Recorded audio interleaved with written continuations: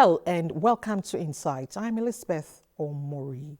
Violence against women and girls impacts 1 in every 3 women worldwide.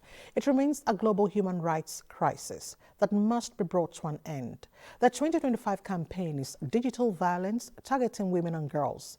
This year's campaign also underscores that ensuring digital safety is essential to achieving gender equality. Online and digital spaces are meant to empower women and girls, yet for millions of them, these platforms have become dangerous environments filled with harassment and abuses. 25th of November to 10th of December 2025 marked the beginning of 16 days of activism to end gender-based violence with the theme, Unite to End Digital Violence Against Women and Girls.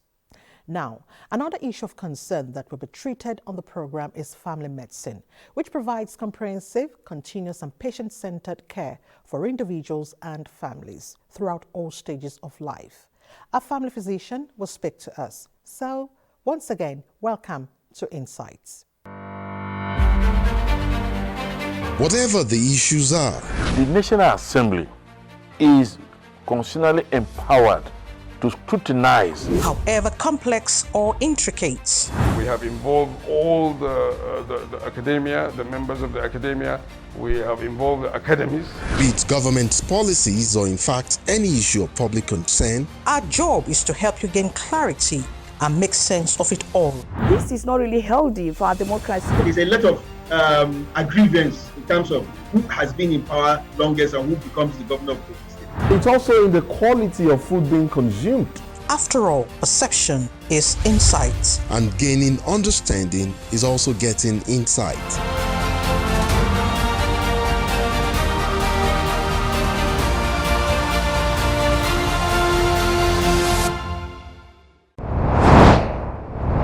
The 16 Days of Activism Against Gender-Based Violence is an annual international campaign running from November for the elimination of violence against women and girls.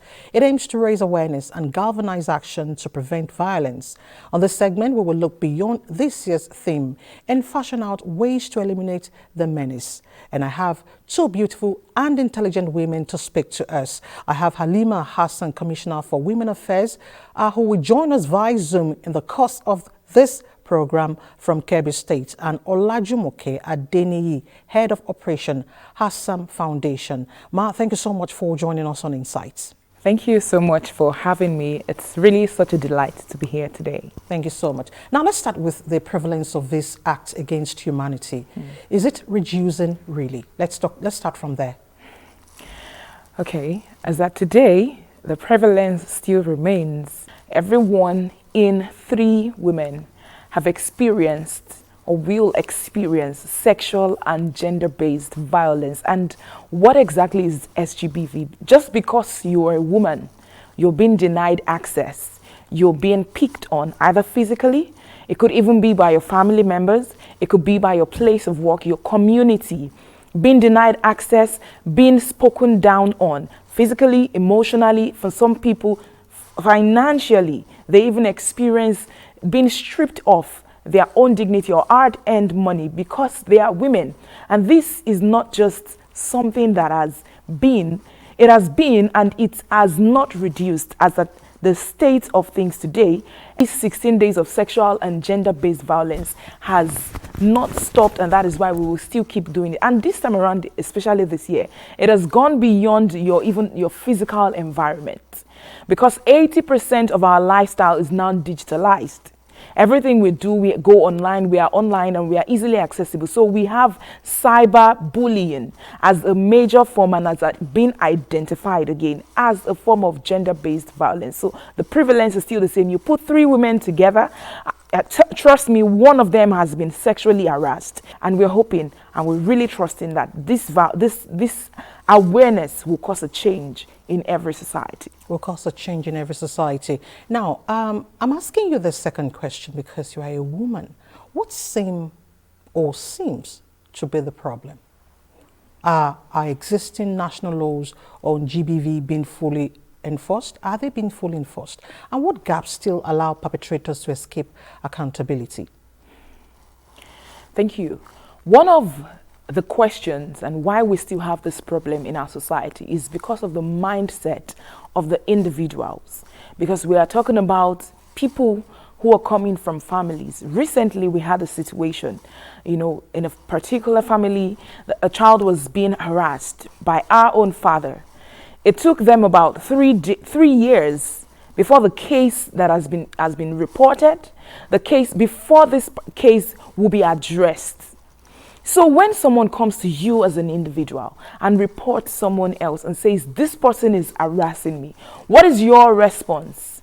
You're one of the people that will make sure that these cases go unresolved, or these cases find the limelight and they get the justice that they deserve.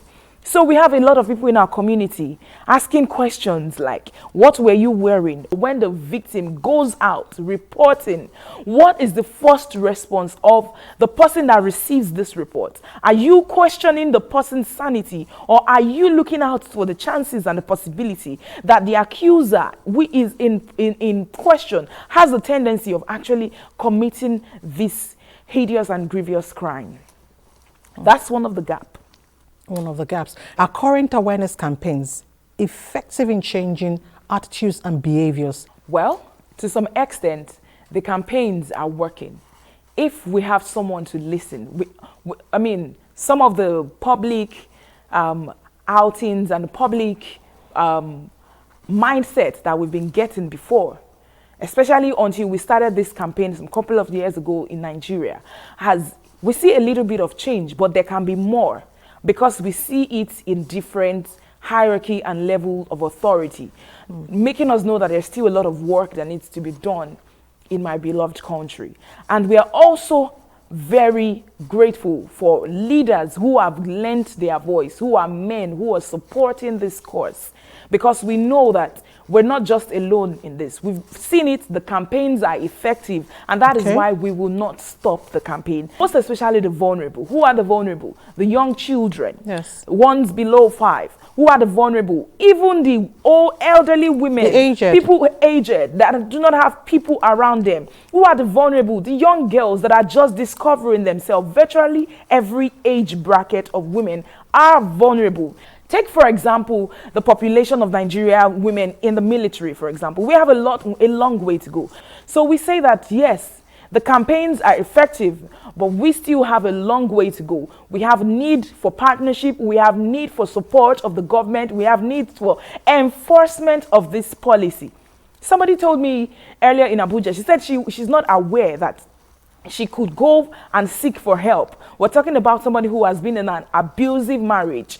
These things are issues that give you heartache when you hear about the story and when you hear the back end of the story and the responses that the family members of people like this are given. So there's still a lot of work to do. And it's not just for the government, it's even for you as an individual and each and every Nigerian that is watching and looking at watching this program at this point in time to take it upon yourself. The onus is on you. It's not just for the government, but it's on each and every one of us as citizens that we have a changed mindset and we make sure that this movement doesn't just end as a campaign, but there is action that is taken. There is no excuse given for sexual and gender-based violence. Okay, let's talk about how the government can improve coordination to ensure survivors get timely protection and justice so that people can have their lives back, so that some persons cannot just commit offenses and just walk away.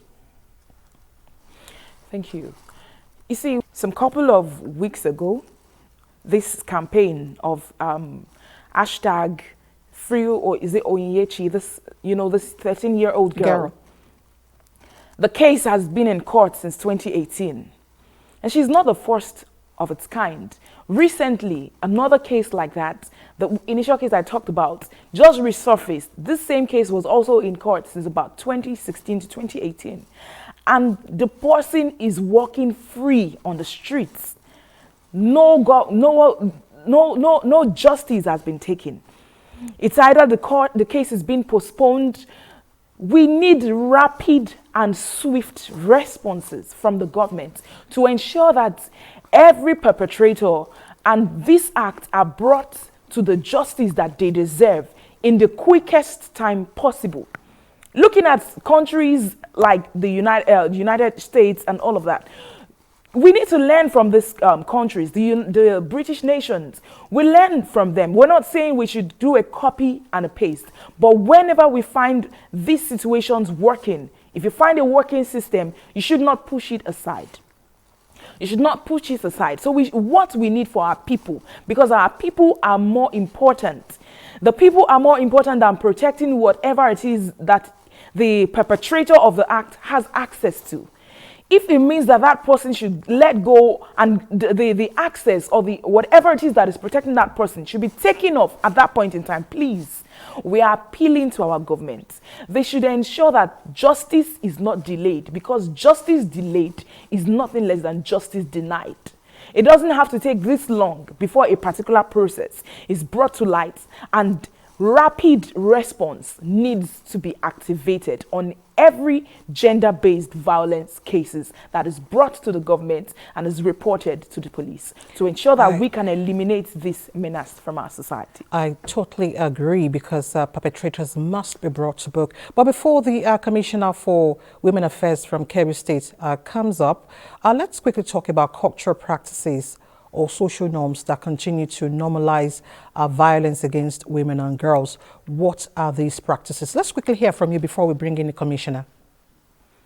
Okay, some of the practices that we find in our societies: why are you wasting your money training a girl child? Eventually, she's going to lose that name and she's going to take another man's name, and all your investments is going to go off. Says who? I mean, we are in 2025, for crying out loud. We are not in the Stone Age anymore. At least you can see that beginning from our locality, the presenter of this particular news is a woman. We have seen people reaching out, speaking out for the cause of the women. We have women that have changed the dimensions of history. We have women that have contended with governments to ensure that the black people receive the justice that they deserve. So these norms should no longer be norms. We are looking at a Nigeria where this kind of norms become a thing of the past. That when you talk about, oh, I have only girl children, I need boys, you are looked at as if it's something, are you still in this society? Are you still in this age and time? We need, until we normalize these things, beginning from the families, beginning from the mindset of the individuals, because we all have a role to play. What are you equipping your male child with? What kind of mindset are you giving him about the woman? Are you making him think, oh, the woman has nothing to offer to bring to the table? Is that the kind of mindset you're training your child to be? We need to do better, because each and every one of us came out from a family. Still on our conversation, how can community leaders, religious institutions, and traditional rulers play more active roles in preventing this menace? Thank you. So, as of last year, we had an outreach to the communities, inviting inviting the 17 chiefdoms of Abuja and every leader from the 6 area council. And when we spoke to them, what we made them know and what we pleaded with them is this. Number one, we need responses to every cases of sexual and gender-based violence. We need to let you know that this is no longer acceptable in our community, in our society. Cases like forced marriage, early childhood marriage, child bride issues is no longer a thing that should be mentioned in our society. If you love the girl, wait for her. Why? Because these are girls that end up with issues in their physical body, biological health issues. Things that some of them may not eventually survive throughout their lifetime, and they will not report these cases. And we got positive feedback. Also, the same was also repeated earlier this year, towards the end of this year, before the beginning of the 16 days of activism. These people, they play critical roles in our society. Why? Because every individual pick up their values from their community, from their immediate community. The place of a religious leader is highly important in the life of a Nigerian, because Nigerian is a religious country. It's either someone identifies as a Muslim or a Christian or a traditional practice person. Those are the three major religions in Nigeria. And anyone who identifies with this usually pick their value system from these communities.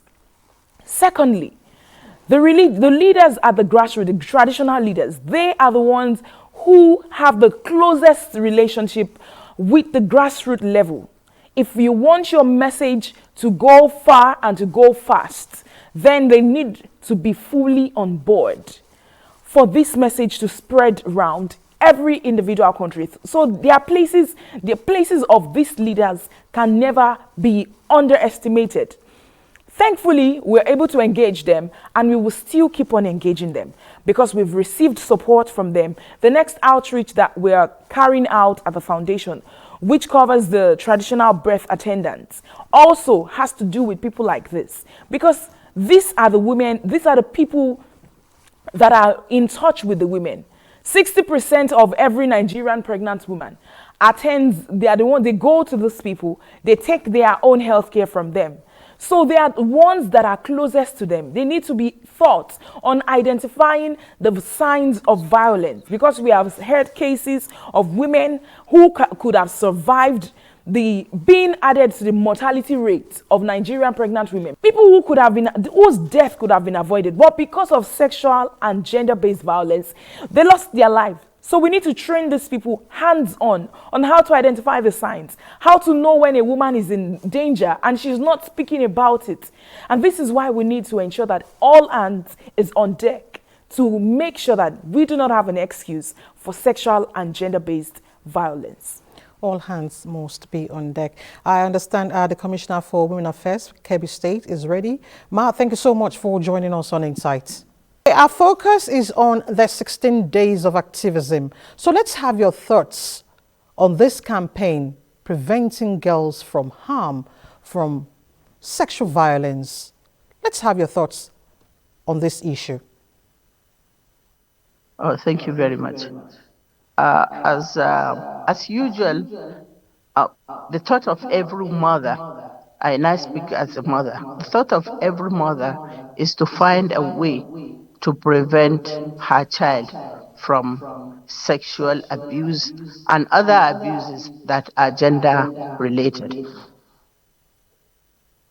As a commissioner for the Women Affairs in Kebbi State, I'm also concerned with how to prevent the children from being, how to prevent women and children from being abused in different forms, which constitute gender-based violence. That is the prevention and standing up to fight for the abuse of women and children all over the world. Okay, so let's hear from you. What is Kebbi State government doing to reduce the prevalence of this menace in your state? Okay, in Kebbi State, actually, we are doing a lot to minimize this menace. Firstly, we have a technical working group on gender-based violence, in addition to a whole department we have in the Ministry of Women Affairs that deals with the gender-based violence. We also have a shelter. We also have a shelter where all abused children and women are being admitted to get proper health care and also to get some kind of training where they can be readmitted into the community and there won't be any feeling of being abused. Most importantly, we have a very strong group of lawyers who end up fighting and following up with the law in order to penalize whosoever offenders. Actually, offenders are being brought to book most of the time, and they are being judged for their actions. That encourages. We are also going about sensitizing communities and villages, including girls' schools, secondary schools, both boarding and day schools, where children are taken advantage of. We go about sensitizing them on how to speak up. They should come out, speak up. They shouldn't be shy. They should find people.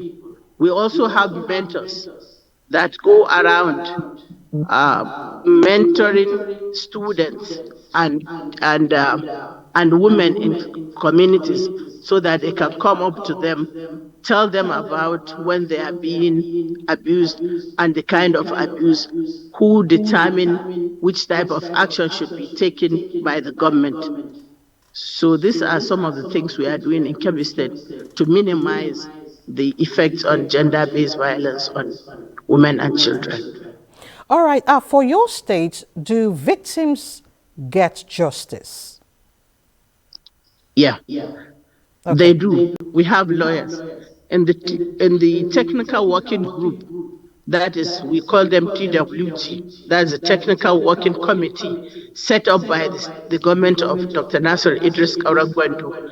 And the chairperson of that group is the wife of the governor, and the vice chairperson of that group is the commissioner for women affairs. What we do is, lawyers are included. There are independent lawyers that are included in the technical working group, and those lawyers take up whatever issues come up that have to do with gender-based violence.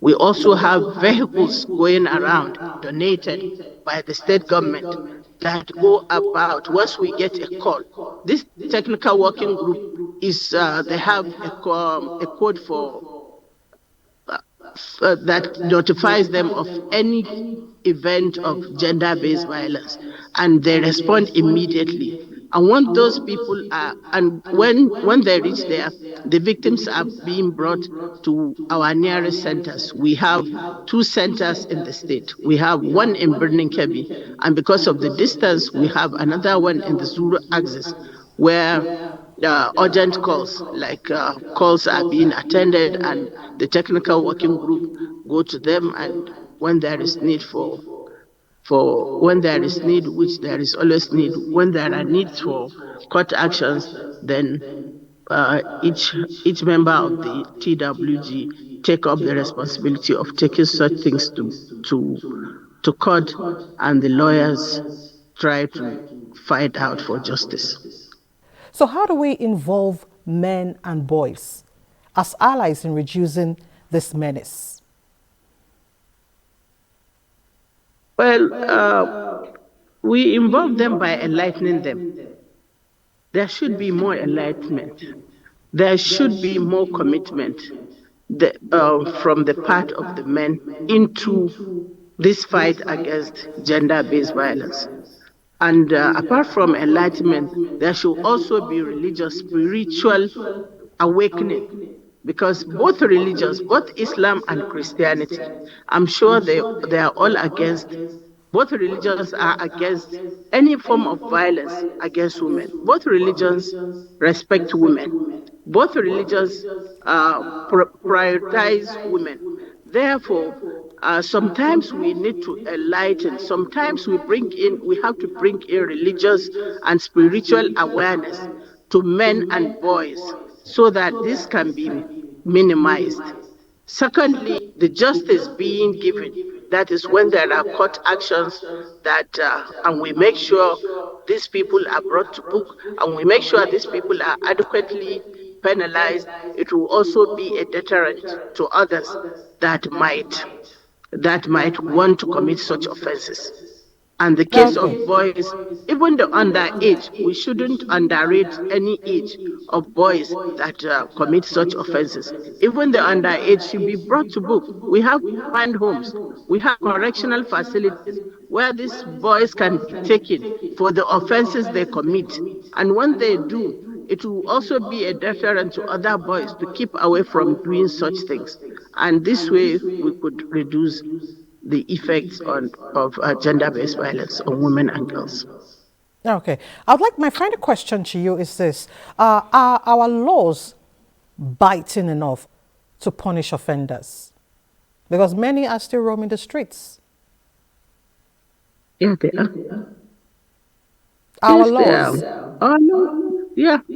I think our laws are. We have even the House of Assembly, this Kebbi State House of Assembly, passing a law that punishes offenders of this violence. And the laws, once we go by them and we stick to what is there, I think they are enough to to to punish offenders. I think it's enough to bring down offenders. It depends on the state. I think in Kebbi State, I'm talking of Kebbi State, I may not know the laws passed by other state assemblies in other states, but in Kebbi State, the state assembly has approved the punishment of all offenders of sexual-based violence, depending on the type of offense committed, and depending also on the age of the offender. That is when I said the underage. The underage will go to correctional facilities and remand homes for their offenses, and also the adults will now be tried and they will be brought to justice according to the laws provided by the State Assembly. Halima Hassan, Commissioner for Women Affairs, Kebbi State. I want to thank you so much, Ma, for joining us on Insight, and thank you for your contribution. Thank you. Thank you so much. It's my pleasure. And the conversation continues with Olajumoke. Now, my final question to you is this. What exactly is the role of the family in ending this menace, putting an end to this menace? So for every family out there, because every leader is from a family, the perpetrators are from families, and the victims are also from a family. So I want each family to go on with the spirit of empathy, because if you are to put yourself in the shoes of a girl that was raped, whether you were the mother and you're protecting whoever it is that raped this girl, which should not be, because as a mother, it's not even a normal biological process for a mother of a child to protect a perpetrator from a child who has offended that child. So whoever it is that you're from a family, and these family values should be anchored on empathy. Put yourself in the shoes of the victim and imagine what you would want them to do to you.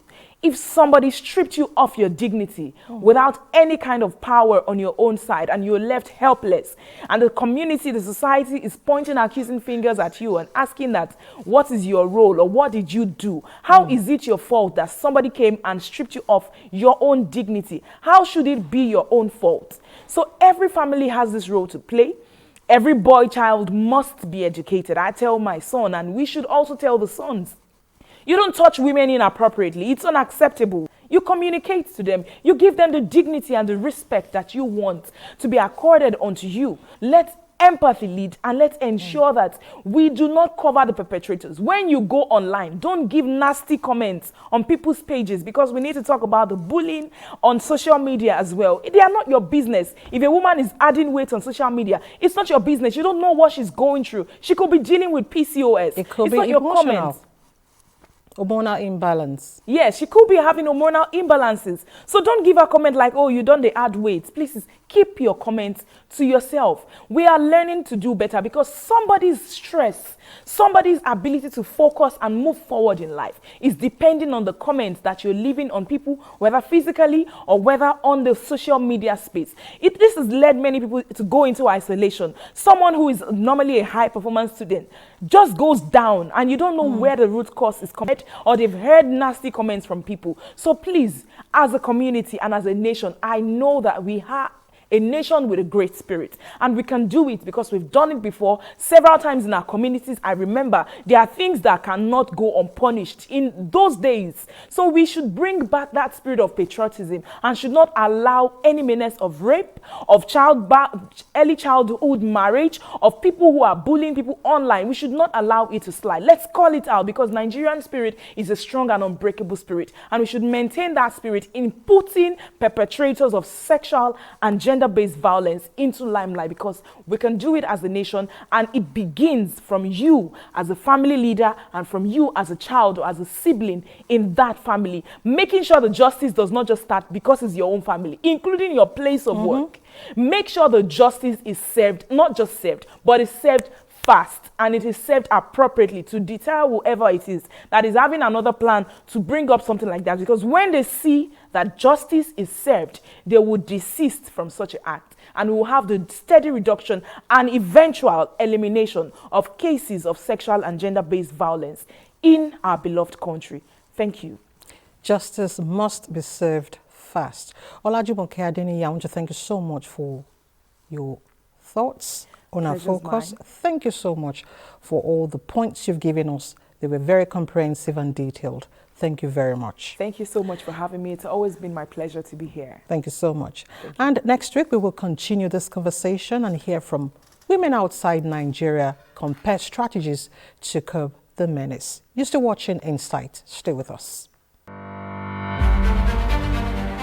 Whatever the issues are, The National Assembly is constitutionally empowered to scrutinize. However complex or intricate, We have involved all the academia, the members of the academia. We have involved the academies. be it government policies or in fact any issue of public concern, our job is to help you gain clarity and make sense of it all. This is not really healthy for our democracy. There's a lot of aggrievance in terms of who has been in power longest and who becomes the governor of the state. It's also in the quality of food being consumed. After all, perception is insight. and gaining understanding is also getting insight.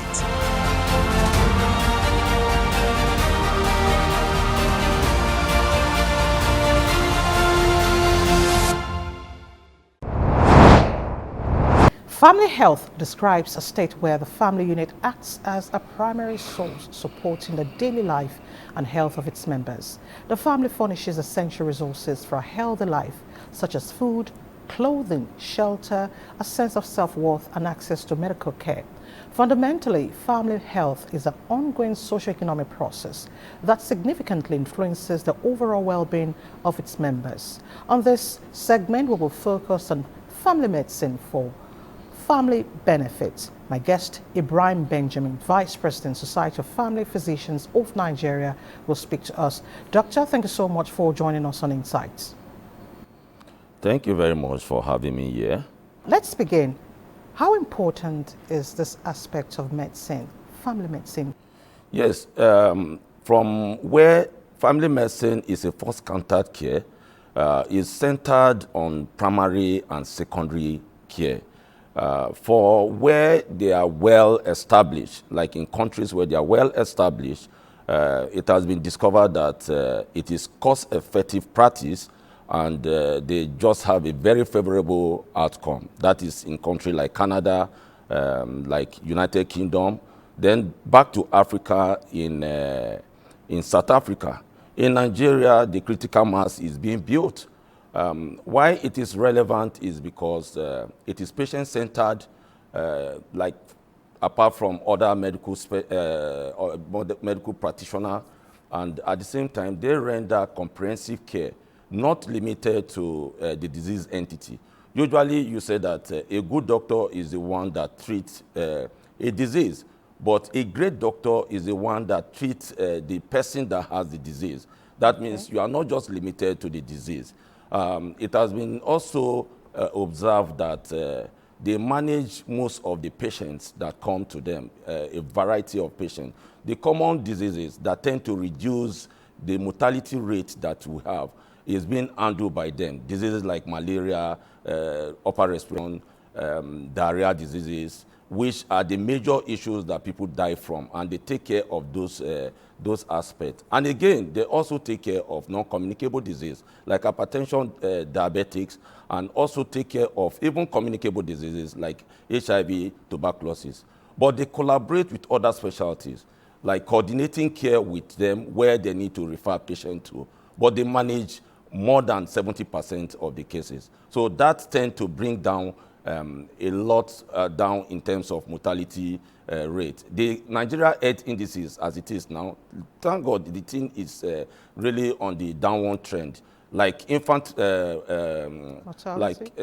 neonatal mortality rate, which is also on the downward trend, and many other health indices are also on the downward trend. But family physician will play a real good role in trying to ensure we have a better outcome as is being observed in other countries. Okay, talking about health outcomes, how do we strengthen health security for accessibility? This is a serious concern. I would like to relate that to physicians in terms of having ensured themselves having to be safe in the high risk areas, and also take into consideration what will benefit the people that are involved, that are affected in the area where they have issues with security. Again, we're also looking at the financial smart medicine, in the sense that balancing the ethics and the sustainability of health to ensure that in these financial difficulties that people have, they should be able to still have appropriate health care in terms of the comprehensiveness of the care, in terms of appropriate referral to the people that we assist out in ensuring that they have a good remission of their health problems. So looking at that aspect too, it is good to also consider looking at the integration of care rather than looking at the horizontal aspect of care. Family physicians are well positioned to ensure that all other health programs are well integrated at the primary and secondary level of care. Okay, we'll talk about integration later, but you know, there are several challenges within the health sector, and so many Nigerians resolve to get in health services outside the country. But from you as a physician, from your last explanation, can it get better within the sector? As a player, I'm asking you this. Majority of the problems are being taken care of by the family physicians if we have the critical mass. And most of the problems that they tend to seek attention going outside the country can be prevented. One of the major aspects that is encompassed in family practice is prevention and health promotion. Okay. And if it's well established, very well, and the position, the position of family, they take the rightful position, and the policy of the government give them room to practice, most of these complications that will take people to go outside the country will not arise. Because during the practice, they don't really attend only to the problem that bring the patients to the hospital, but they also look beyond that, look at anticipatory care and prevent those things. In that way, they will be able to also prevent some of those issues, developing complications that will take them out of the country. There is need to for family physicians to be at the center stage in healthcare delivery in Nigeria, in the aspect of the primary and secondary level of care. Because it has been realized that countries where we have family physicians at the center of primary care and secondary care, their health outcome is quite marvelous and is quite cost effective. So at the same time, again, government need to ensure that family medicine are being incorporated into policy making. In terms of also training, family medicine should be encouraged and in the undergraduate training, so that a lot of us can be more produced to have them across everywhere in the country. Because the health system of even the National Health Insurance Authority, as it is now, having family physicians at the grassroots and the ends of affairs, we ensure that the processes and the delivery will be very, very excellent. So it will be good to have family physician produce at critical mass and at the same time be at ends of affair. That will reduce our health indices and at the same time even patient satisfaction, Yes. because of our way of approaching patient, which is patient-centered approach. Also, a lot of patients get satisfied from the treatment that they get from us. Okay. Now, I want to ask you this, and I'm going to be very direct about it. Let's talk about disease surveillance. How strong is our surveillance when it comes to disease, detecting diseases, diagnosis, treatment, all of them put together? How can we strengthen our surveillance? We can strengthen our surveillance by increasing awareness. Okay. And providing the basic things that at the primary care level and secondary care level, where we have issues, we have first presentation, first contact care, and those things, equipment that will be needed, the tools that will be needed for screening, and that will help in early detection of diseases. That and the reporting line, once they do the surveillance and they're able to do that and report appropriately, it will enhance. There will be more support that will be given to that issue of surveillance. Like the NCD, that is non-communicable disease action plan worldwide, they try to break it down to the level that what is needed at the primary care level is not much, but they need monitoring and evaluation of whatever they do at that level. So what in surveillance and trying to detect early, we need to pay attention to the fact that of providing those things that are needed and make sure that monitoring and evaluation is done, and we replan again and continue and try to widen the aspect and the area of the scope of where we practice. Back to family medicine. You know, oftentimes physicians develop long-term relationships with families, allowing them to understand their unique needs and provide personalized care. Is this bond, can this bond be intact, still be intact if we consider a major challenge in the health sector, which is out-of-pocket payments? Yeah, just like you said, the patient-centeredness is one.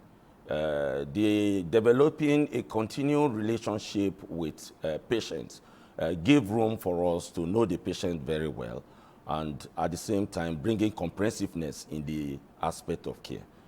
It's only when those that cannot be managed that can also be referred to other specialty where they will need to come in.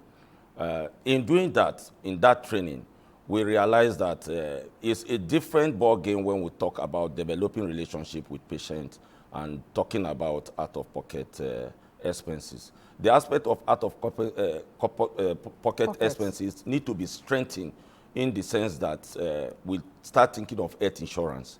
And the government and creating awareness, and government need to come in to ensure that we achieve universal coverage. This can be done in terms of community-wise. I know that their commitment and dedication will come in very well when they know the benefit that when you are sick and you want to approach care and you don't need to bring money out of your pocket and people can contribute. So we can also look at the aspect of EcoMap in the sense that who organizations that can come in that can assist in making them to contribute to the health insurance, so that at the end of the day, the aspect of out-of-pocket will not come into play. So a country where even the family physicians or family practice taking a central role in primary care is go along with universal health coverage to ensure that out-of-pocket will not be part of it. The contribution to health insurance is not all-encompassing of individuals. Some people believe that what they contribute is what they should benefit from. They should be happy that you are contributing to other people and at the same time you are not being sick. And In terms of cancer that we're talking about now, is the fact that early detection is also important. Some screening, pay attention to it to ensure that they don't get it at a bad, they don't present at with complications. And that means that like those that present with breast cancer, those that present with prostate cancer, and many more can be screened. Even colonic cancer can be screened early and something can be done. But if everybody is contributing in the country, only very few people get sick. At that level, in country where you have universal coverage and they have contribution into the health insurance purse very well, you discover that they also take care of cancer. They take care of almost every presentations that they have of disease entity. But the issue here is this: what is being contributed in the purse?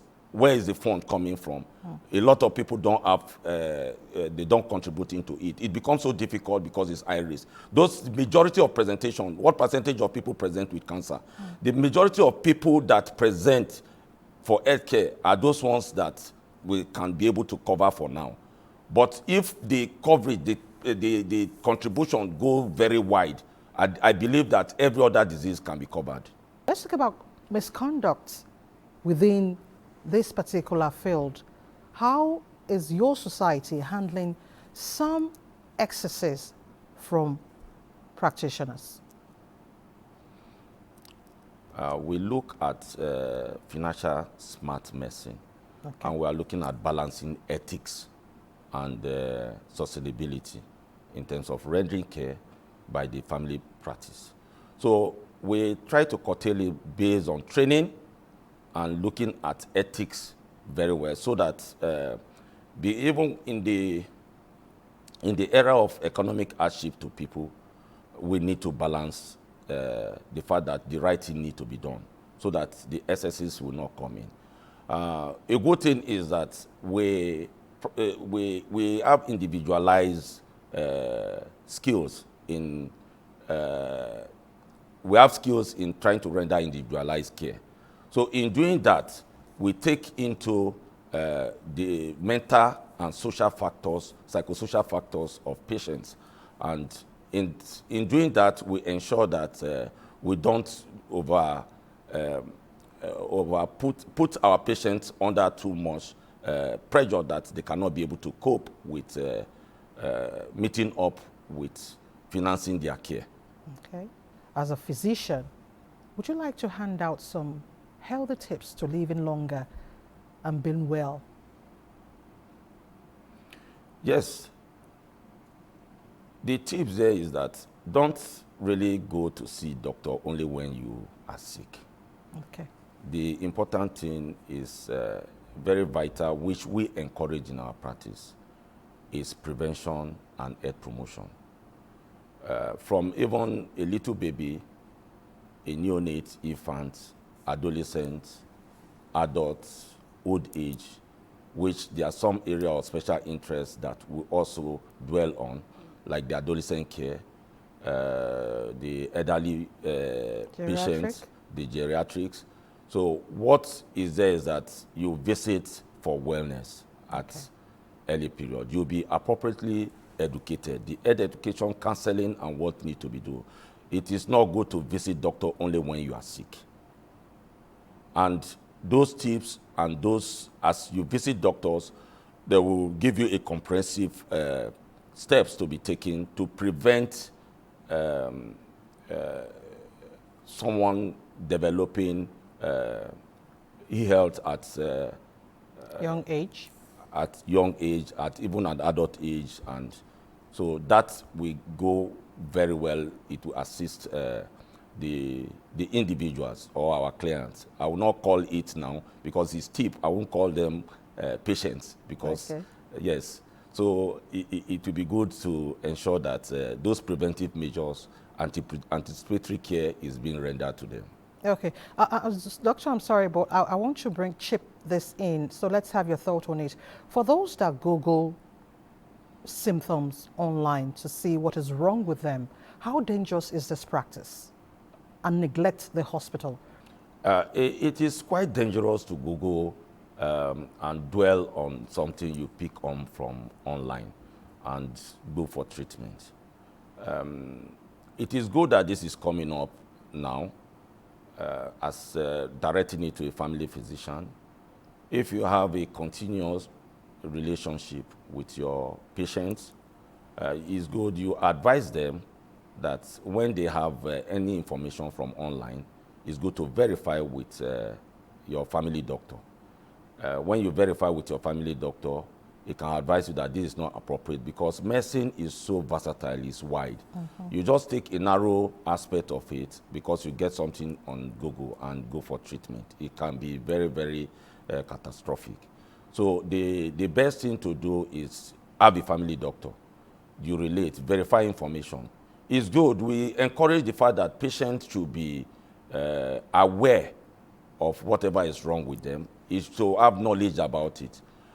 One of the aspects we also put in our practice is that we don't hide information from patients. We call it patient-centered clinical method approach that we do with our patients. We have a common ground. It's the patient that have a decision to make, but you place it before the patient.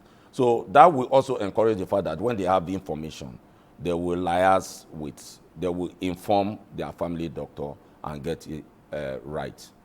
Family doctors have special skills in the sense that they meet patients at the first contact and they have several options to take and they make sure that it's cost effective. The country where family physicians have taken their rightful position, we discover that the cost of care, the health cost is on the low side, is quite effective, even with a better health outcome. Dr. Ibrahim Benjamin, I want to thank you so much for joining us on Insight, and thank you for enlightening Nigerians. Thank you very much. Thank you for having me. Thank you. Thank you. Whatever the issues are, The National Assembly is constitutionally empowered to scrutinize, However complex or intricate, We have involved all the academia, the members of the academia. We have involved the academies. be it government's policies or in fact any issue of public concern, our job is to help you gain clarity and make sense of it all.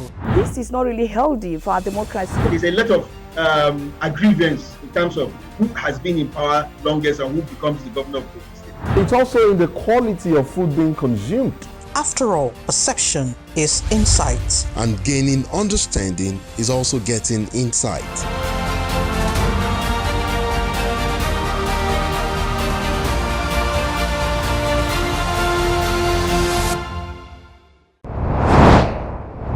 And that's Insight today. Thank you so much for watching. Report any form of violence to the police. Do not shield the perpetrator. Remember, what goes around comes around. Be a brother keeper. We'll see you next week. Bye for now.